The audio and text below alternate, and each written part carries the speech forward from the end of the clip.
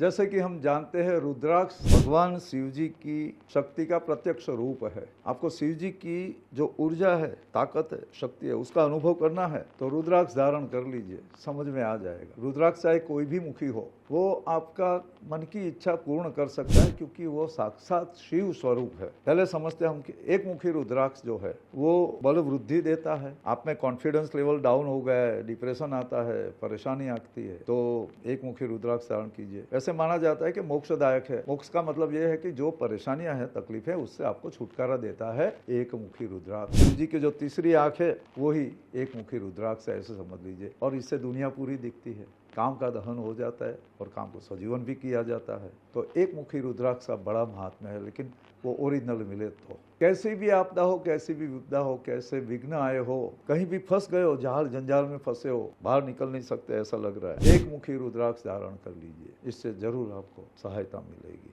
बाकायदा उसको पूजा प्रतिष्ठा वगैरह पंडित से करवानी चाहिए, उससे अच्छा रहता है। वैसे ही दो मुखी रुद्राक्ष जो है, जीवन में जो छोटे मोटे कष्ट आते हैं, कामकाज में परेशानियां आती है, पैसे फंस जाते हैं, पैसे आने में दिक्कत होती है, या जो लेने हैं वो नहीं आ रहे हैं और देने हैं वो गला पकड़ते हैं, तो लक्ष्मी प्राप्ति हो, धन वैभव की प्राप्ति हो, व्यापार में बढ़ोतरी हो, कामकाज अच्छे से चले, उसके लिए दो मुखी रुद्राक्ष धारण करिए। दो मुखी रुद्राक्ष वो लक्ष्मी का प्रतीक है, तो लक्ष्मीदायक जो है वो दो मुखी द्विमुखी रुद्राक्ष है। उसकी भी पूजा प्रतिष्ठा वगैरह करवा के धारण करें, जरूर कुछ न कुछ जीवन में उन्नति होगी।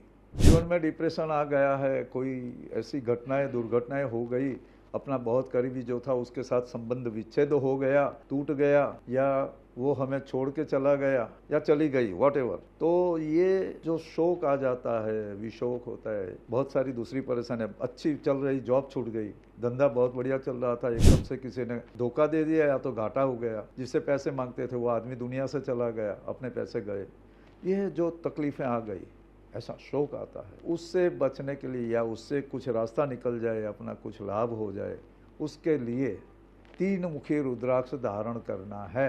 तीन मुखी रुद्राक्ष की दूसरी भी विशेषता है, कोई भी बीमारी है जो पकड़ में नहीं आती, या डायग्नोसिस सही नहीं हो पाता, या ट्राई एंड एरर डॉक्टर करते रहते हैं, बार बार डॉक्टर बदलने पड़ते हैं या तो इलाज बदलने पड़ते हैं, ये परेशानी है, तो भी तीन मुखी रुद्राक्ष धारण करें। तीन मुखी रुद्राक्ष आपकी जो भी बीमारी है उसका प्रॉपर डायग्नोसिस करवाएगा और उससे आपको आगे जाके निजात भी, मतलब छुटकारा भी दे सकता है। तीन मुखी रुद्राक्ष का ये विशेष प्रभाव है। आपको दुनिया भर का नॉलेज है, सब कुछ कर सकते हो, आपको लगता है कि हम कुछ भी कर सकते हैं, काम करने की जोश जो होता है, इच्छा होती है, वो अंदर अंदर वो मन में चलने वाली बात है, हम कुछ भी कर सकते वाली बात होती है, लेकिन जब एक्शन में आना होता है तो कर नहीं पाते, परफॉर्मेंस आपका वीक हो जाता है, बातें बड़ी बड़ी हो जाती है। ये जब स्थिति आती है, यानी परफॉर्मेंस बेस जो आपका टैलेंट है वो दिखना चाहिए, वो दिखता नहीं है, या टैलेंट दब जाता है, आपको लगता है हमारे अंदर बहुत टैलेंट है लेकिन हम मौका ही नहीं मिलता। मौका मिले तो करें, पहलवानी रोज करते हो लेकिन अखाड़े में जाए तब समझ में आए।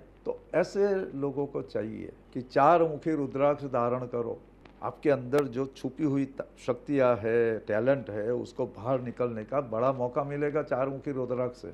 ये रुद्राक्ष शिव जी की शक्ति है और आपके अंदर हृदय में, प्रदेश में परम चैतन्य रूप शिव विराजमान है।